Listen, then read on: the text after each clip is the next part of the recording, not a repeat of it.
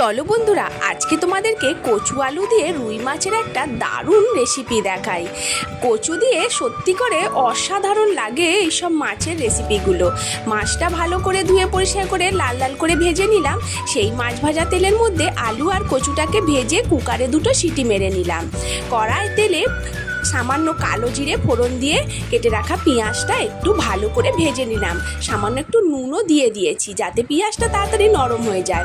এরপরে রসুনটা দিয়ে একটু ভালো করে ভেজে নিয়ে তার মধ্যে দিলাম লঙ্কা গুঁড়ো, হলুদ গুঁড়ো, জিরে গুঁড়ো আর আদা বাটা। এবার সমস্ত মশলাটাকে সামান্য একটু জল দিয়ে ভালো করে কষিয়ে নিলাম, যতক্ষণ না মশলা থেকে তেল ছাড়লো ততক্ষণ।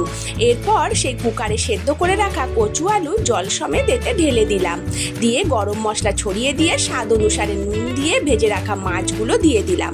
ফুটিয়ে নিলেই রেডি হয়ে গেল দারুণ একটা কচু আলু দিয়ে রুই মাছের রেসিপি।